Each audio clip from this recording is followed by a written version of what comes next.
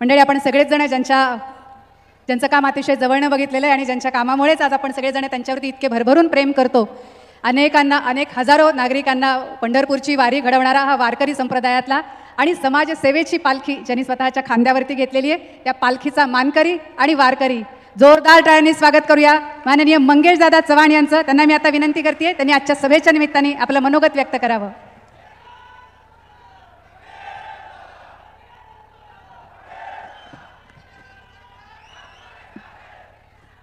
बोला भारत माता की वंदे. खरं तर आज कुठल्या मुद्द्यावर बोलावं, आरोप करावे की आरोपांना उत्तर द्यावं, का काही लोकांना सोडून विकास मुद्द्यांवर राहावं, इथपासून तर आजच्या या सभेच्या अमित भाईंच्या खरं तर मी नशिबान समजतो की आज आपल्या देशाचे गृहमंत्री तथा सहकार मंत्री ज्यांनी 370 कलम हटवून देशाला काश्मीर ते कन्याकुमारी एका धाग्यात बांधलं, श्रीराम मंदिराच्या निर्माणासाठी शिवधनुष्य ज्यांनी पेललं, ते आज अमितभाई शाह इथे येत आहे. 10 मिनिटात ते येणार आहेत. त्यांच्यासमोर जास्त बोलताना मीही घाबरू शकतो. मी म्हटलं आपली भाषण अगोदर बोलू. बघा, मी तुम्हाला फार काही वेगळं सांगत नाही. माझा स्वभाव पुऱ्या तालुक्याने पाहिला आहे. जे बोलेल ते तोंडावर बोलेल. एक माणूस तुम्हाला तालुक्यातनं आणून दाखवावा की आम्हाला मंगेशदादाने खोटं आश्वासन दिलं, आमच्याशी खोटं बोलला, दिलेला शब्द पाळला नाही, असा एक माणूस तिथं आहे का? माझ्या प्रतिस्पर्धी उमेदवाराने दिलेला शब्द पाळला असं सांगणारा माणूस या तालुक्यात भेटेल का? मी त्या मायमाऊलीला कधीच काही बोलत नाही, परिवारावर जात नाही, पण त्या माणसाची पाचीच अशी पुजली गेली आहे. खरं बोलणं त्याच्या रक्तात बिलकुल नाही. चाटा मारणं इथूनच ते सुरुवात करतात. कधीही पहा, कुठल्याही मुद्द्यावर मी त्या विषयावर आता येईलच, पण बघा या मतदारसंघात गेल्या अनेक वर्षापासून आपण राजकारण पाहत आहे. गोडेसर 10 वर्ष विरोधात होते, 5 वर्ष सत्तेत होते. व्यासपीठावर सगळे लोक बसले. खासदारताई आहेत, जिल्हाध्यक्ष आहे, अमोलदादा आहेत, संजय पवार आहेत, पवनराजे आहेत, आमच्या तालुक्याचे अध्यक्ष आहेत, दळकेकर महाराज आहेत, शहराचे अध्यक्ष आहेत, वडीलधारी सगळे लोक आहेत, ताई आहेत, जिल्हा परिषद सगळे सभापती आहेत.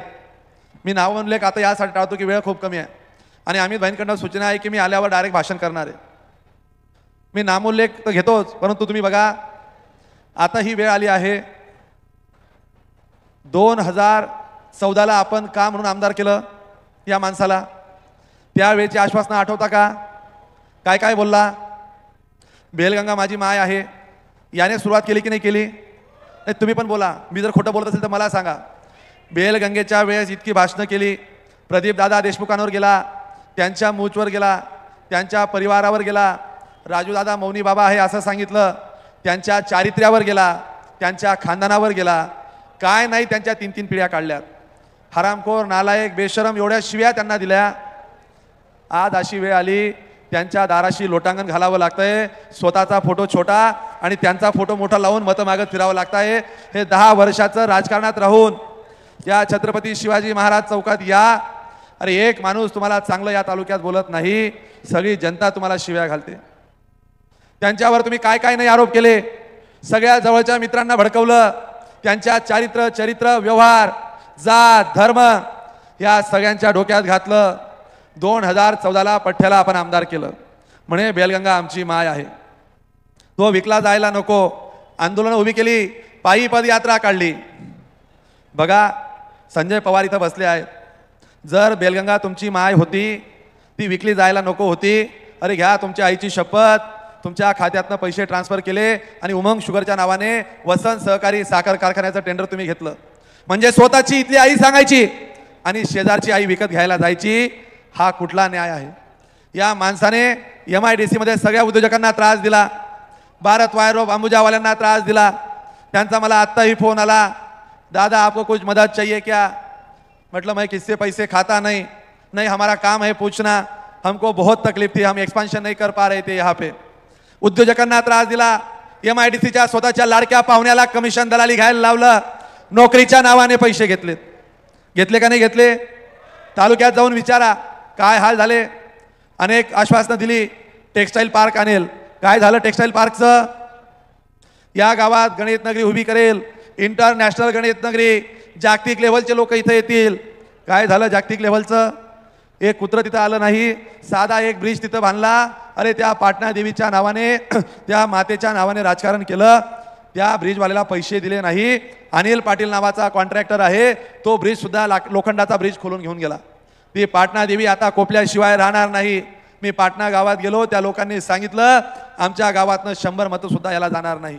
हेच काय विकासाच्या गप्पा मारल्यात, जनतेमध्ये मोठमोठी भाषणं ठोकली, लोकांना सांगितलं की आता आपण तालुका बदलू, गाव बदलू.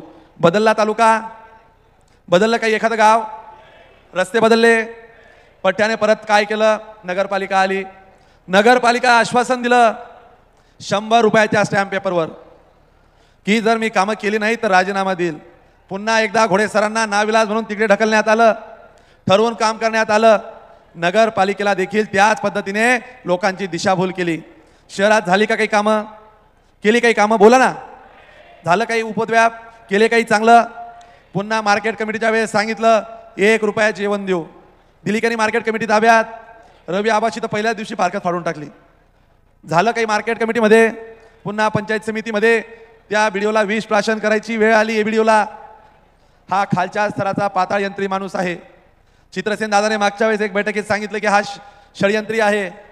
हा माणूस त्याच बेलगंगेच्या नावाने राजकारण केलं, त्याच बेलगंगेच्या नावाने त्रास द्यायला सुरुवात केली, उद्योजकांना त्रास द्यायला सुरुवात केली. आज तर परिस्थिती अशी आहे, त्यांचा उबाटाचा तो पोपट तो म्हणतो की हे व्यापारी हे भेसळ करतात. अरे तुमची व्यापाऱ्यांविषयी ही भावना आहे. शेतकऱ्यांचा कारखाना तुम्ही डब्यात घातला, शेतकऱ्यांच्या नावाने राजकारण केलं. तुमच्या कार्यकाळात दुष्काळ पडला, तुम्ही जाहीरपणे सांगितलं की या तालुक्याला दुष्काळ घोषित करेल. मिळाले का तुम्हाला दुष्काळाचे पैसे?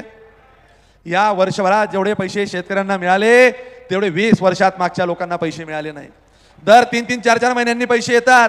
लोक तर म्हणतात आम्हालाच कळत नाही पैसे कशाचे येतात. मायबाप जनता हो, तुम्ही घाबरू नका. शेतकऱ्यांना कुठल्या संकटात आपण सोडलं नाही. दुष्काळाचे पैसे, कोविडचे महापूर आला, महापुरात अडचणी आल्या तेव्हा आपण पाहिलं, तेव्हा सरकारमध्ये नव्हतो ते पैसे मिळवून दिले. आता विम्याचे पैसे मिळाले. वर्षभरात शेतकऱ्यांना कायम मदतीची भूमिका आपण घेतली. कधी कुठल्या संकटात शेतकऱ्यांना वाऱ्यावर सोडलं नाही. अनेक संकट आली, दुष्काळाला, महापूर आला. महापुरामध्ये माझा विरोधकांना सवाल आहे, एक बिस्लरीची पाण्याची बॉटल तरी तुम्ही कोणाला पाजली का? याचा आम्हाला एक फोटो आणून दाखवा, आम्ही तुमचा सत्कार करू. कोविडमध्ये लोक मरत होती, कोविडमध्ये लोक अडचणीत आली, लोकांना जायला जागा नव्हती, खायला अडचणी आल्यात. अशा वेळेस एखादा आम्हाला तुम्ही दाखवा. अरे एखाद्या नुसत्या माणसासाठी फोन केला, त्याचं भांडवल केलं. कोविडच्या 8 दिवसानंतर मी आणि माझे सगळे सहकारी जीवावर उदार झाले. घरात लहान पोरं होती, बायकोला सांगितलं अरे या मायबाप जनतेने आपल्याला आमदार केलंय, यांची प्रेत स्मशानभूमीत जातील आपण पाहत राहू. हे माझ्या बापाला शक्य नाही, हे माझ्या रक्तात नाही. पहिल्या दिवसापासून जीवावर उदार झालो आणि प्रत्येक वेळेस तुम्ही पाहिलं कोविडमध्ये कोणी माणूस भुका झोपू दिला नाही. प्रत्येक अडचणीला या चाळीसगावकरांच्या सोबत राहिलो. महापुरात घरं वाहून गेली, 40-50 घरं त्यांना आपण आश्रय दिला. सरकारमध्ये नव्हतो, सरकारकडे अनेकदा मागणी केली, सरकार बदललं, राहिलेले पैसे देखील आपण त्यांना मिळवून दिले. तुम्ही मला जवळून पाहिलंय, तालुक्यात ग्रामीण भागात आज चित्र बदलत आहे. माझ्यावर अनेक आरोप केले जात आहेत. माझ्यावर तर एक आरोप केला, कान खोल के सुन लो, मला सांगितलं की 5 कोटी रुपयाचा हा चौक आहे, 5 कोटी रुपये खाल्ले छत्रपती शिवाजी महाराजांच्या चौकात. अरे बापा हो, बाबा हो, ही अवलादी तुमच्या असतील असे पैसे खायच्या. त्या चौकाची किंमत किती माहिती का तुम्हाला? माहिती आहे कोणाला? माझं भाषण लाईव्ह आहे, त्यांनी सगळ्या शासनाची कागद तपासून घ्यावी. अरे बाबा तू इंजिनियर आहे, भाडोत्री माणसांच्या हातून माझ्यावर काय आरोप करतो? जर आईचं दूध पिला असेल तर शिवाजी महाराज चौकात ये, जर नाही तुला तिथं उत्तरं दिली तर नावाचा मंगेश चव्हाण नाही. एक आरोप माझ्यावर करून दाखव. कोणाच्या नोकऱ्यांचे पैसे खाल्ले, कोणाच्या ठेकेदारांचे पैसे खाल्ले, कोणाची दलाली खाल्ली. अरे असली कामं करायची गरज नाही. गिरीश भाऊंसारखा माणूस माझ्या पाठीमागे असताना असले धंदे मी कधी केले नाही. गिरीश भाऊंनी मला अनेकदा, तुम्हाला मी त्यांनी सांगितलं, या चौकाचं तुम्हाला फक्त सांगतो, 5 कोटीची प्रशासकीय मान्यता होती, निविदा मंजूर झाली 3,76,00,000ची. स्टेशन रोड सेंट्रल बँकेपासून संलग्न रस्त्याचे आणि कॉन्क्रीटचं बांधकाम, त्याला 3,03,48,000 रुपये खर्च झाले. गटारीचं काम केलं, त्याचे पैसे वेगळे झालेत. डिवायडर आणि तत्सम कामे 19 लाख रुपये. पेवर ब्लॉक आणि फुटपाथ आणि पददिवे 11 लाख रुपये. आणि छत्रपती चौकाचे राजमुद्रा शिल्प आणि बांधकाम आणि ट्रॅफिक आयलंड फक्त 25 लाख रुपयाचा आहे. तुला आव्हान आहे 25 लाख रुपयात. जर तू चौक मला बांधून दाखवला तर तुला मी समजेल की उन्मेष पाटील हा खरा माणूस आहे. बांधून दाखव 25 लाख रुपयात तुझ्याकडनं बांधला जाईल का? अरे दलाली खाल्ली असती तर अशी कामं उभी राहिली नसती. रात्रीतनं कामी उभं तुम्ही राहताय, वेळेच्या आत कामं होत आहे, गुणवत्तेची कामं होत आहे. अरे माझ्यावर आरोप करताना लोकांपुढे काय आरोप करता? जाहीरपणे या. गिरीश भाऊ इथं बसले आहेत, सगळे इथं व्यासपीठावर आहे. ज्या दिवशी माझ्यावर आरोप होईल, माझ्यावर आरोप केला ड्रग्ज माफियांशी संबंध आहे, जर तू तुझ्या आईचं दूध प्याला असशील तर तुझे 2 वर्षाचे सीडीआर दे, माझे तर 10 वर्षाचे सीडीआर घे. मी माझ्या बायकोशिवाय, जवळच्या कार्यकर्त्यांशिवाय, गिरीश भाऊंशिवाय, नेत्यांशिवाय कोणाशीही संपर्कात राहत नाही. एक जर चुकीच्या माणसाच्या संपर्कात आलो असेल तर छत्रपती शिवाजी महाराज या जनतेची माफी मागेल. अरे असल्या अवलादी आम्ही नाही आहे. वारकऱ्याचा पोरगा आहे, संस्कार आहेत, खोटं बोलून कधी कामं केली नाही. माझ्या जवळच्या कोणालाही विचारा, मंगेश चव्हाण कधी चुकीच्या कामात भाग घेतो का? तुझे कोणकोणते किस्से सांगू आम्ही इथं आता? आम्ही तुझ्या वैयक्तिक आयुष्यात जाणार नाही. तो आमचा संस्कार नाही, ती माझी संस्कृती नाही. परंतु तुकोबारायांनी सांगितलंय, नाठाळांच्या हाती काठी मानावी लागते, नाही तर देव लंगोटीची काशी काठी. बघा, जो माणूस मला सांगतोय की याने शिवाजी महाराजांच्या याच्यात पैसे खाल्ले, त्याला हे उत्तर आहे. महाराणा प्रताप चौकांच्या संदर्भात फक्त 89 लाख रुपयाचा तो चौक आहे. याही पलीकडे तुम्हाला सांगतो, जो माणूस माझ्यावर आरोप करतोय, अरे तुम्ही कशात पैसे खाल्ले, ही कागद आणली आहेत, उद्या ही जनतेसमोर कागद जातील. तुम्ही मोसिन ॲग्रो नावाच्या कंपनी सोबत टायअप केला आणि या गावामध्ये 22 एकरचा कत्तलखाना उभारण्याचं पाप केलं. ही पापाची ताडपत्री तुमच्या समोर जनता इथं ठेवतोय मी. काय केलं बघा. त्या जागेला कधी मंजुरी मिळाली? मला त्या मोसिन ॲग्रोच्या लेटर हेडवर यांच्याच कार्यालयातल्या सगळ्यांना पाठवलेल्या पत्रातनं मला कळालं. Allotment letter, regional office MIDC, 8 फेब्रुवारी 2016ला त्यांना प्लॉट मिळाला. 2016ला आमदार कोण होतं? पठ्ठ्याने आमदार झाल्यावर पहिलं काम काय करावं भाऊ? तर कत्तलखाना 2016ला आणला. ॲग्रीमेंट केलं 7 एप्रिल 2016ला. त्याचं पोझिशन दिलं 15 फेब्रुवारी 2016ला. Building plan approval, drainage plan approval MIDC Dhule यांच्याकडनं घेतलं. प्रोव्हिजनल नो ऑब्जेक्शन सर्टिफिकेट दिलं 7 फेब्रुवारी 2017ला. MPCBचं दिलं, महाराष्ट्र पोल्युशन बोर्डाची 10 मार्चला दिलं. अरे हे सगळी पापं तुमच्या कार्यकाळात झाली. आमदार झाल्यानंतर फेब्रुवारी महिन्यात कत्तलखान्याची वीट रचू देणार नाही हा सांगणारा आमदार म्हणजे मंगेश चव्हाण आहे. मुकासाच्या मुद्द्यांवर तुम्ही पाहताय. कुठल्या मुद्द्यांवर आज बोलावं या माणसावर फार बोलण्याची गरज नाही. ज्या माणसाने त्या माणसाला मोठं केलं, गिरीश भाऊंसारखा माणूस सोबत राहिला, आज गिरीश भाऊंवर आरोप करायला लागला. अरे हा बाप होता, गिरीश भाऊंसारखा माणूस मागे होता, भारतीय जनता पार्टी होती, कमळ होतं, मायबाप जनता होती, ही सगळी लोक होती, म्हणून तू आमदाराचा खासदार झाला आहे. आव्हान आहे तुला या सगळ्या कार्यकर्त्यांचं. भाऊ, माझ्या तालुक्यातल्या आमच्या सगळ्या कार्यकर्त्यांनी शपथ घेतली आहे. आमदार तर सोडाच, हिम्मत असेल तर फक्त ग्रामपंचायत दरेगावची सरपंच होऊन दाखव. तुझ्या घरी तुला सांगतो, अरे आमदार किती दूरच, ही मायबाप जनता तुला आता आमदार कधीच होऊ देणार नाही. तू यांना फसवलंय. फक्त सरपंच होऊन दाखव, मग तुला समजेल की उन्मेष पाटील तू खरा आहे. अरे रात्रंदिवस लोकांमध्ये राहतो, कामं करतो, फसवेगिरी कधी करत नाही, कधी तुम्ही पाहिलं नाही. आज तुम्हाला मी विनंती करायला इथं जमलो आहे. या तालुक्याचा निर्णय आपल्याला सगळ्यांना 20 तारखेला घ्यायचा आहे. आणि मला माहिती आहे बरेच लोक म्हणतात, गिरीश भाऊ मला म्हटलं की तू खूप मताने निवडून येतोय, तू लक्ष फार घालू नको. किशोरप्पा म्हटलं की तुम्ही पाचोऱ्याला थोडा वेळ द्या, कन्नडला जायला सांगितलं, इकडे जा तिकडे जा, पण असं करून चालणार नाही. मी तुम्हाला सांगतो, राजकारण हे राजकारणासारखंच करावं लागेल.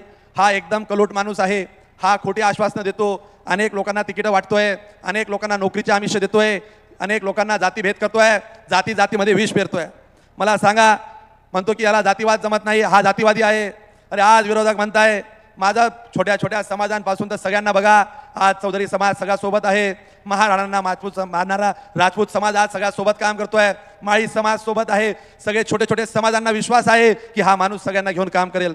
मुसलमान भाजपाला मत देणार नाही असं सांगितलं जातं. माझं मुस्लिम बांधवांना एवढंच आव्हान आहे, तुम्ही ज्या प्रार्थना स्थळावर ईदगाह मस्जिदमध्ये प्रार्थना करतात, जिथं कुरान शरीफला साक्षी ठेवा आणि त्या खुदा अल्लाह ना फक्त एवढंच विचारा, ए खुदा जिस गांव में हम पैदा हुए हैं उसी गांव में जो कब्रिस्तान था जहाँ पे हम सब दफन होने वाले हैं, वो दफन विधि में किसने अडथळा लाया, वो जगह कब से मिल नहीं रहा था. 2019ला मी आमदार झालो आणि आज ती कब्रिस्तानची जागा करून दिली. जाणाऱ्या सगळ्याच ठिकाणी आज तुम्ही पाहताय नदी पलीकडचं वातावरण बदलतंय. सगळे समाज बांधव म्हणताय की या माणसाला साथ दिली पाहिजे, विकासाला साथ दिली पाहिजे, सगळ्यांना सोबत घेऊन काम करणाऱ्या माणसाला सोबत राहिलं पाहिजे.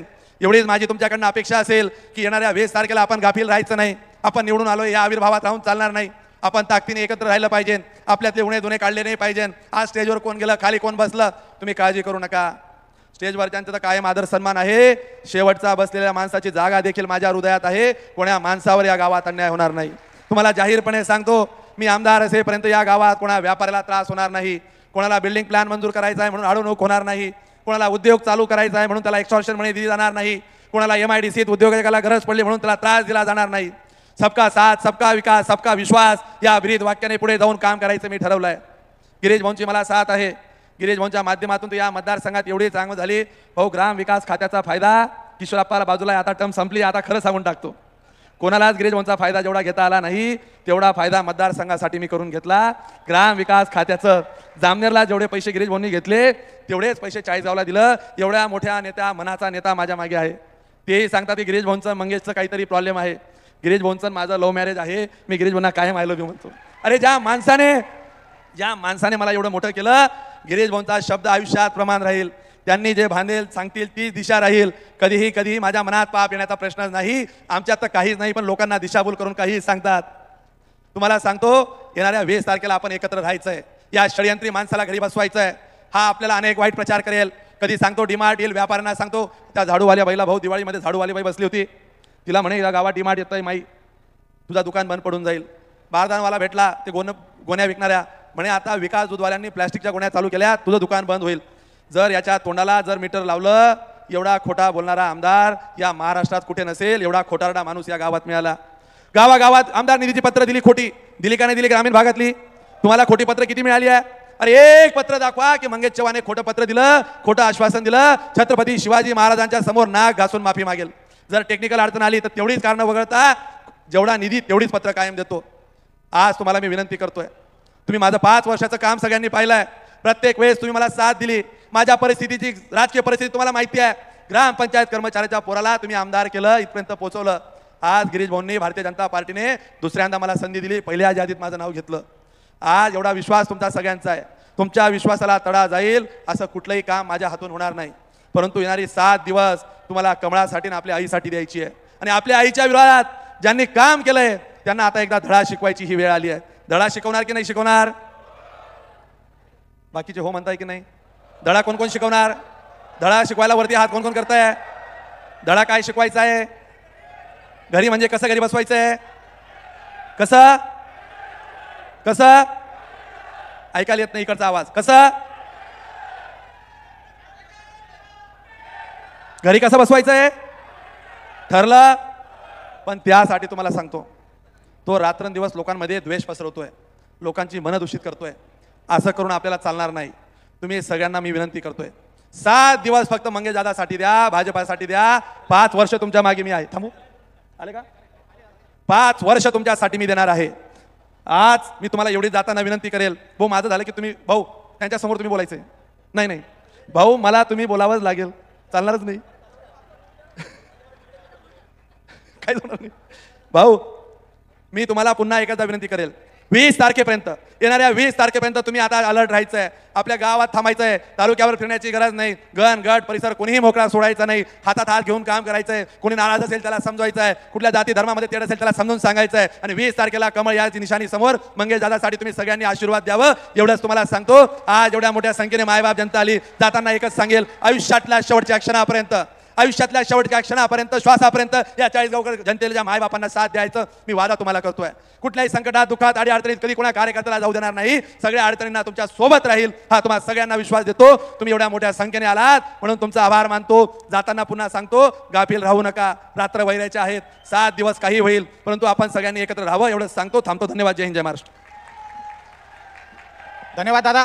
या ठिकाणी राष्ट्रीय बंजारा टायगर्स ही संघटना जवळपास आपल्या संपूर्ण देशामध्ये 11 राज्यात कार्यरत असून या संघटनेचे अध्यक्ष आत्माराम भाऊ यांनी भारतीय जनता पक्ष महायुतीला पाठिंबा जाहीर केलेला आहे.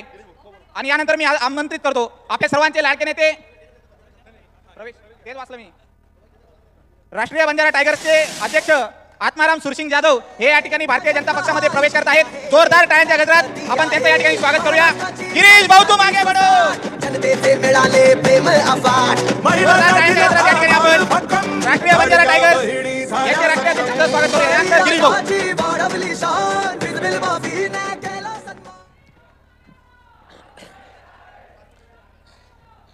बोला भारत माता की, भारत माता की, छत्रपती शिवाजी महाराज की.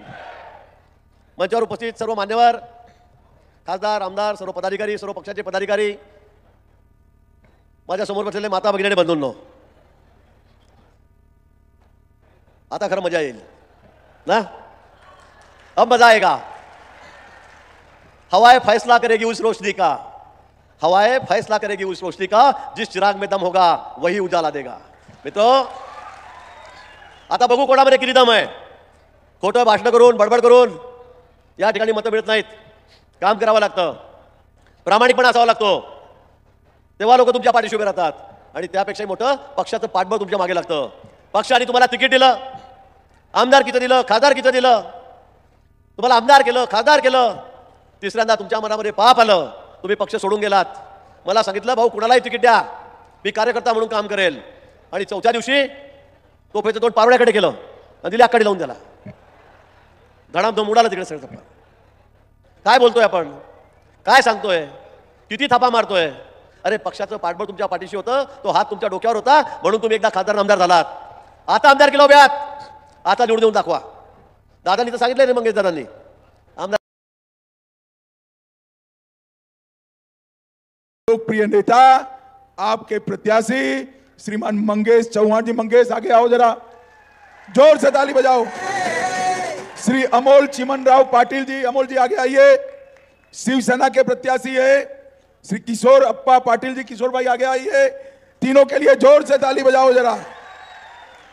और आज 40 गांव की इस ऐतिहासिक भूमि पर आए हुए प्यारे भाइयों बहनों माताओं और मेरे जिगर के टुकड़े जैसे युवा मित्रों, आप सभी को राम राम. भाइयों बहनों, सबसे पहले मैं जलगांव के इष्टदेव पद्मालय गणपति महाराज को प्रणाम कर कर मेरी बात की शुरुआत करता हूं.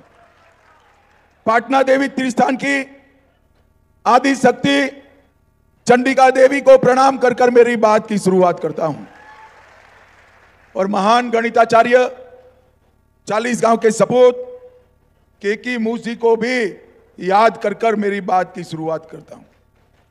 भाइयों बहनों, मैं उत्तर महाराष्ट्र में दूसरी बार आया हूं. मैं कोंकण भी गया, विदर्भ की भी गया, मैं मुंबई भी गया, सब जगह घूम कर आया हूं. मराठावाड़ा भी जाकर आया. ये चुनाव का परिणाम क्या आने वाला है जानना है क्या? जरा जोर से बोलो, जानना है? देखो 40 गांव वालों, 23 तारीख को अघाड़ी का सुपड़ा साफ होने वाला है. अरे शिवराय के महाराष्ट्र में महायुति की सरकार बनने वाली है. महायुति की सरकार. एक कांग्रेस पार्टी लोकसभा चुनाव के बाद राहुल बाबा बड़े उत्साह में आ गए. हरियाणा का चुनाव आया, हम जीत जाएंगे, हम जीत जाएंगे, हम जीत जाएंगे. और परिणाम आया तो टाई टाई फीस हो गया. हरियाणा में भाजपा सरकार बनी. झारखंड के अंदर आज मतदान होने वाला है, हो रहा है. झारखंड के अंदर भी भारतीय जनता पार्टी की सरकार बनेगी और महाराष्ट्र में महायुति की सरकार बनने वाली है. भाइयों बहनों, क्योंकि कांग्रेस पार्टी केवल और केवल झूठे वादों के आधार पर और जनता को गुमराह कर कर अपनी राजनीति आगे चलाती. अभी अभी महाराष्ट्र में ही राहुल बाबा साहेब आंबेडकर ने जिसको बनाया वो संविधान लहरा रहे थे. संसद में शपथ ली तो भी वो संविधान की शपथ ली. और जब कुछ पत्रकारों के हाथ में वो संविधान आ गया, उसके पन्ने खोले तो सारे के सारे कोरे पन्ने थे भाई, अंदर एक भी शब्द नहीं लिखा था. राहुल बाबा, नकली संविधान दिखाकर आपने देश की जनता का विश्वास तोड़ा है. आपने बाबा साहेब आंबेडकर का अपमान करने का काम किया है. और जिस संविधान की दुहाई देते हो वो संविधान को कभी आपने खोलकर पढ़ा है या नहीं पढ़ा है वो भी मुझे मालूम नहीं है. भाइयों बहनों, एक कांग्रेस की पूरी राजनीति फरेब के आधार पर चलने वाली राजनीति। वो कह रहे हैं कि महायुति की सरकार बनने के बाद महाराष्ट्र में इन्वेस्टमेंट कम हो गया। 40 गांव वालों, वो उनके जमाने की बात है जब अघाड़ी की सरकार थी। एकनाथ शिंदे और देवेंद्र जी की, अजीत दादा की सरकार बनने के बाद 2 साल से एफडीआई में हमारा महाराष्ट्र पूरे भारत में नंबर 1 है, नंबर 1। और जो सारे विकास के काम पहले देवेंद्र फडणवीस सरकार ने किए थे, वो सारे विकास के काम अघाड़ी की सरकार ने बंद कर दिए। उसको फिर से एकनाथ जी और देवेंद्र फडणवीस ने चालू करने का काम किया है। भाइयों बहनों, आपका एक वोट सिर्फ मंगेश जी को विधायक नहीं बनाएगा, आपका एक वोट महाराष्ट्र की लाडली बहना के अकाउंट में 2100 रुपया जमा करने वाला। आपका एक वोट महाराष्ट्र के किसानों के बैंक अकाउंट में अभी 12,000 रुपया आता है। आपका ये वोट उसको 15,000 बनाने का काम करने वाला है।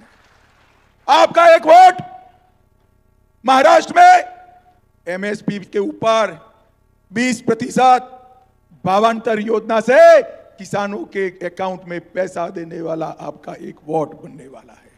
और आपका एक वोट भारत के भविष्य को मजबूत करने वाला है।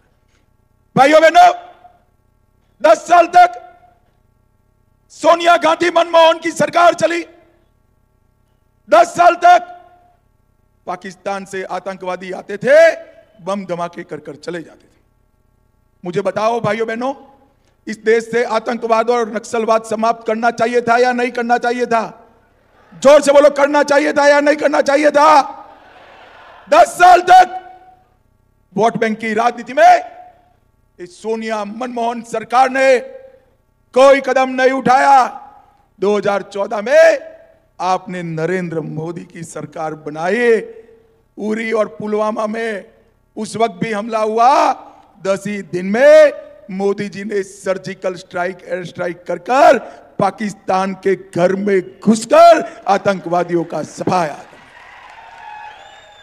मोदी जी ने इस 10 साल के अंदर पूरे देश से नक्सलवाद को लगभग समाप्त कर दिया। मैं आज कहकर जाता हूं 40 गांव वालों, आने वाले 26 के 31 मार्च 2026 को इस देश से नक्सलवाद समाप्त हो जाएगा। मोदी जी ने चंद्रमा पर चंद्रयान भेजा। चंद्रमा के दक्षिण ध्रुव पर अगर किसी का यान सबसे पहले उतरा तो हमारे भारत का यान उतरा। और मोदी जी ने वो पॉइंट भी शिव शक्ति पॉइंट के नाम से रखकर शिव और शक्ति को चंद्रमा पर पहुंचाने का काम। भाइयों बहनों, मोदी जी ने न केवल भारत को सुरक्षित किया है, भारत को समृद्ध करने का काम भी मोदी जी ने किया है। ये मनमोहन सिंह सरकार 11वें नंबर पर देश के अर्थतंत्र को छोड़कर गई थी।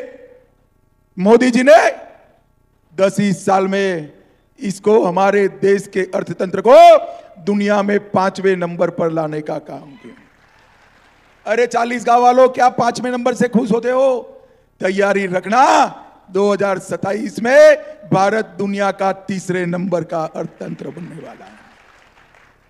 भाइयों बहनों, महाविकास अघाड़ी ने उत्तर महाराष्ट्र के विकास के सभी काम बंद कर दिए, जो फिर से एक बार महायुति सरकार ने चलाए। और मेरी बात याद रखना, गलती से भी अघाड़ी आ गई तो अपना समृद्ध महाराष्ट्र कांग्रेस का एटीएम बन जाएगा, एटीएम बन जाएगा। दिल्ली कांग्रेस को जब भी पैसा चाहिए, महाराष्ट्र सरकार का कार्ड डालकर महाराष्ट्र का पैसा ये दिल्ली के खजाने में ले जाएंगे, उनकी पार्टी में ले जाएंगे। और मोदी जी की सरकार बनी, महायुति की सरकार बनी तो दिल्ली का खजाना महाराष्ट्र के लिए मोदी जी खुला करने का काम करेंगे। ये हमारा आपसे वादा है। भाइयों बहनों, मैं एक जगह ऐसा बोला तो उद्धव जी को बुरा लग गया। उन्होंने कहा क्या दे दिया मोदी जी ने? अरे उद्धव ठाकरे, जिनकी गोद में आप बैठे हो, कांग्रेस पार्टी और शरद पवार की, उनकी इस देश में 10 साल तक सरकार चली। मैं आज 40 गांव के मंच से पूछना चाहता हूं कि मुझे बताओ जरा, शरद पवार जी, राहुल जी, 2004 से 14 आपने महाराष्ट्र को क्या दिया? नहीं बताते हो। मगर मैं भी तो बनिए का बेटा हूं, हिसाब लेकर आया हूं पूरा। बताना चाहिए या नहीं बताना चाहिए? भाई जोर से बोलो, बताना चाहिए या नहीं बताना चाहिए? ध्यान से सुनना, 2004 से 14 केंद्र सरकार जो कांग्रेस की थी, उसने 1,91,000 करोड़ भेजा। कितना भेजा भाई? ध्यान से सुनो, 1,91,000 करोड़ रुपया।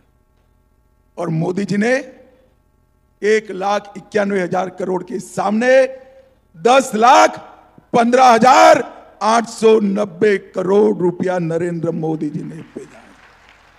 अगर अगाड़ी आई तो यहां का पैसा कांग्रेस पार्टी चलाने के लिए ले जाएगी, और महायुति आई तो दिल्ली का खजाने का पैसा शिवराया के महाराष्ट्र के विकास के लिए आएगा, विकास के लिए आएगा।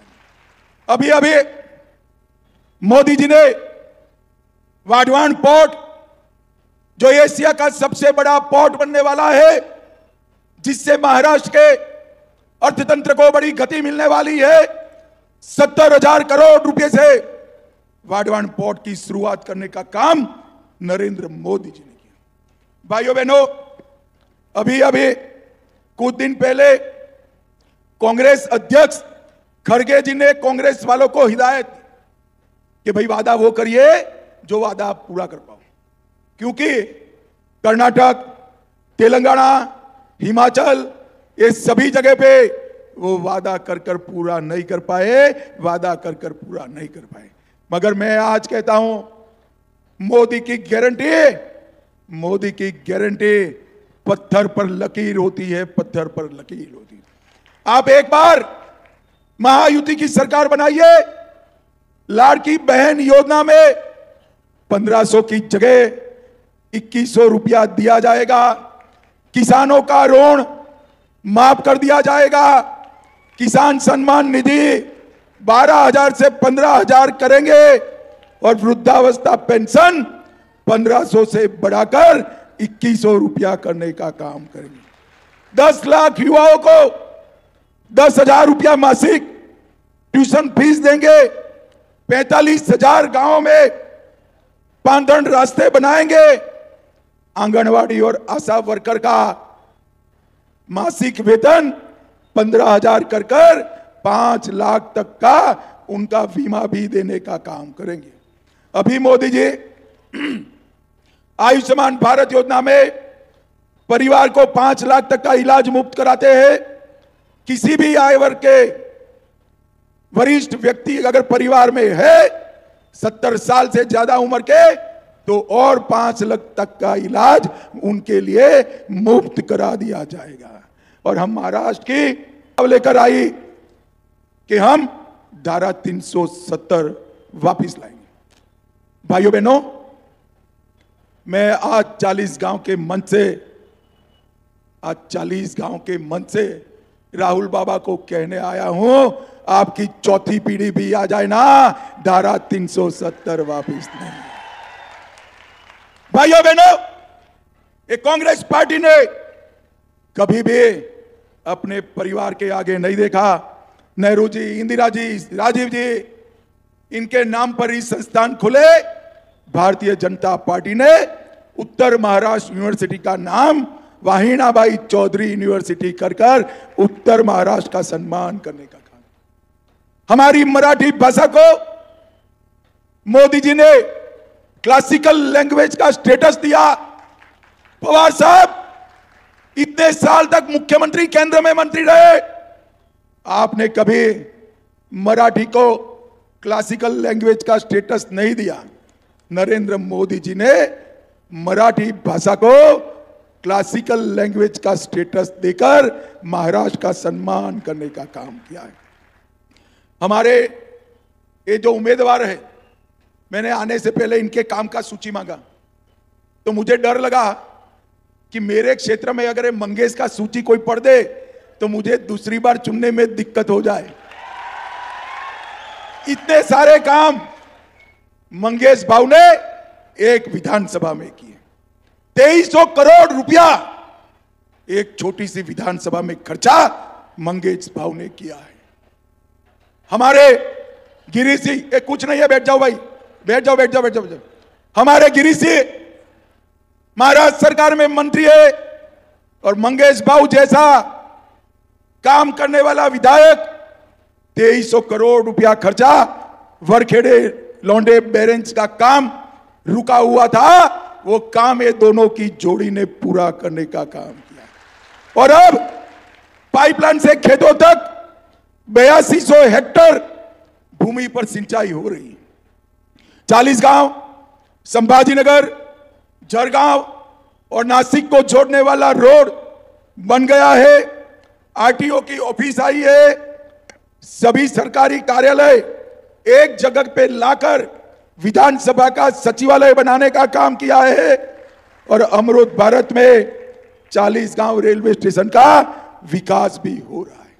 भाइयों बहनों, ये जलगांव जिले में 4,90,000 किसानों को 12,000 रुपया हर साल, अब तक 1300 करोड़ रुपया देने का काम हुआ है।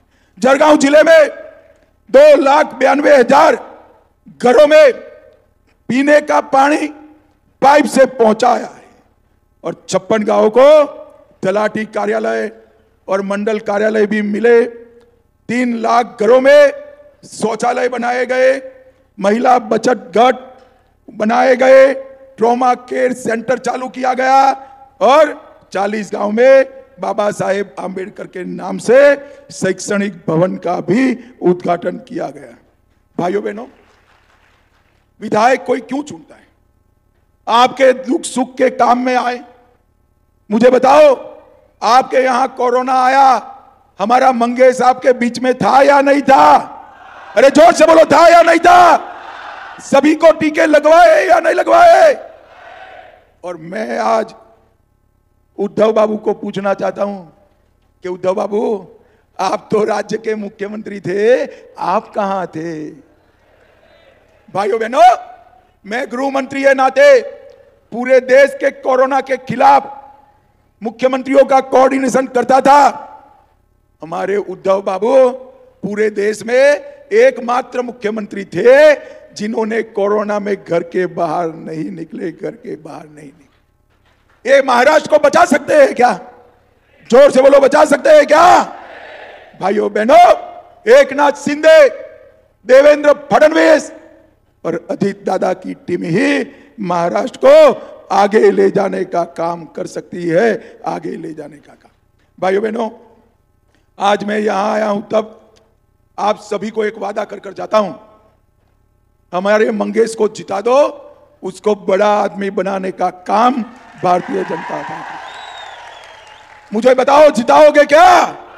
अरे जोर से बोलो, जिताओगे क्या? कमल के निशान पर बटन दबाओगे? धनुष बाण के निशान पर बटन दबाओगे? महायुति की सरकार बनाओगे? मोदी जी के हाथ मजबूत करोगे? तो मेरे साथ दोनों हाथ उठाइए, उठाइए, विजय के संकल्प की मुट्ठी बींचे और प्रचंड आवाज से बोलिए, जय जय जय जय जय शिवाजी, जय जय जय जय जय भवानी, भारत माता की जय श्री राम, जय जय श्री राम। भाजप महायुती आहे, गती आहे, महाराष्ट्राची झाली गती सुसाट, जनतेचे मिळाले प्रेम अपार। सुनील निकम आपल्याला विनंती करते, आपण आभार मानावे। ते विशेष सुनील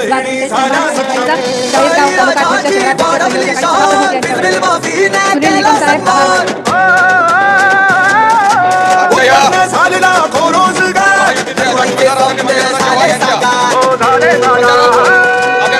कणखर आणि यशस्वी महायुती आहे तर गती आहे. गृहमंत्री आदरणीय अमित शाह साहेब आपल्याला या ठिकाणी लाभले.